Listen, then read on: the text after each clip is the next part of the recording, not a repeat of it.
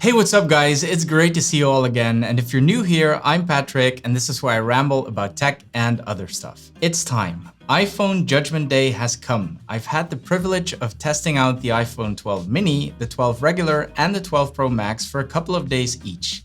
And today, I need to decide which one of these models I will keep and which ones I will have to send back. So let's ramble. Hold up, place go wild when I pull up.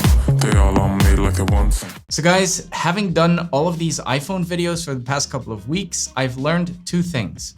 One is that this year has been hands down the most difficult year to pick the right iPhone for me. The second thing I've learned is that people can get quite emotionally involved when it comes to their iPhones. I've never had this many dislikes and even some negative comments on any of my videos. It doesn't matter which of the iPhones I was reviewing, there would always, of course, be some people that didn't agree with me and/or didn't want to hear what I had to say about the phone they just purchased.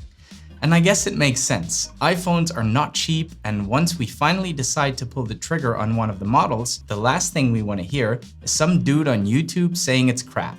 We come here for justification. We want to hear that the hundreds of dollars we just spent on a phone were justified, and we made the right decision. You do it, I do it, we all do it. Sadly, I'm a tech reviewer, and it's my job to give you my honest opinions and motivate them as best as I can. But my opinions will always be just that, opinions. I can't please all the people all of the time, and there will always be people that don't agree with what I'm saying, and that's the beauty of YouTube. You don't have to agree with me. I'm simply giving you my take on things, and you can take it or leave it, or take little bits of it and leave the rest. It's all good. So having said that, seeking justification is pretty much all I've been doing for the past couple of days. When I started my little iPhone 12 journey, I kind of already knew that I wanted the Pro Max because I'm used to large flagship phones, and it seemed like the logical choice to me. I still decided to order the regular 12 as well, just for review purposes, and I even caved and ordered the mini to review, after having dismissed it as a lower end model at first. But I thought, if so many people are interested in it, let's see what all the fuss is about. I didn't order the 12 Pro for a lot of reasons. I did a whole video about that. Click the card up here or just have a browse on the channel after this video if you're interested. And then something weird happened. I started really appreciating the mini. I mean, I love the mini. It's novel, it's exciting, it feels so light and so good in the hand. It is ultra convenient. You can slip it into any pocket, go for a run and not even know it's there. And the small OLED screen looks amazing. It has all the same insides as the regular 12, so it's basically the same awesome phone, but pocket-sized. I think I mentioned this in a previous video, but I was using the mini and then I picked up the 12 and I legitimately thought I had grabbed my old 11 Pro Max. It felt massive. And this was the regular iPhone 12, which felt small and light to me at first. Coming from the big and bulky 11 Pro Max, this was the first step at narrowing down my decision.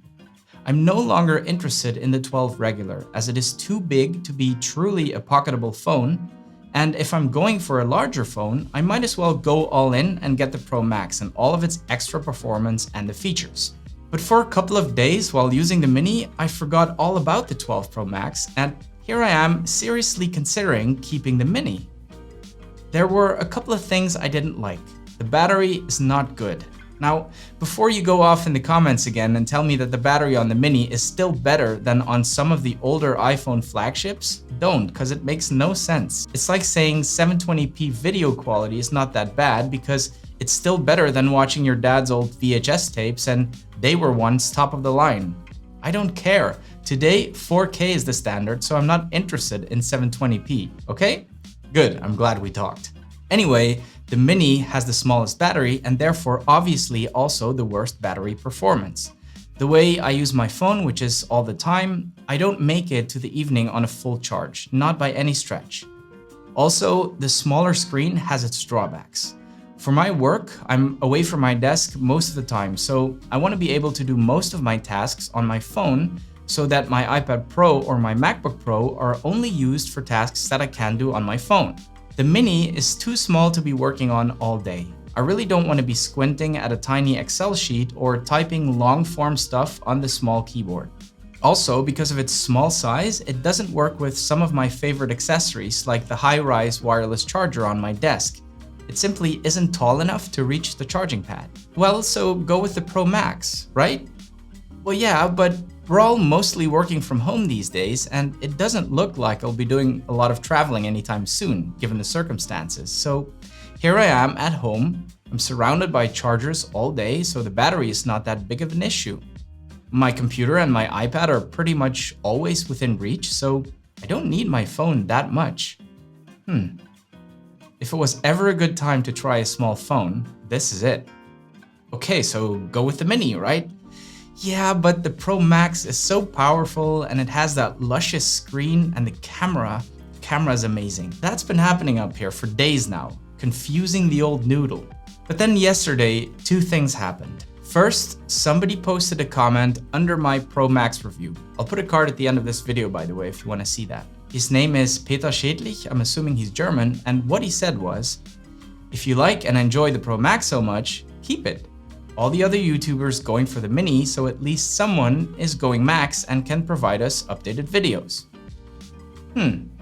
Thank you, Peter. And the second thing that happened yesterday is that we decided to visit some family while taking precautions, of course. We drove for 2 hours, phone was charging in the car, used it throughout the day, died on me early in the evening. Now I'm out here looking for a charger because the only one I have is the one in my car. And that last bit reminded me of real life and how I really need more juice than that to rely on. As much as I love the Mini, and I really do love it in many ways, I need a phone I can rely on all day, every day.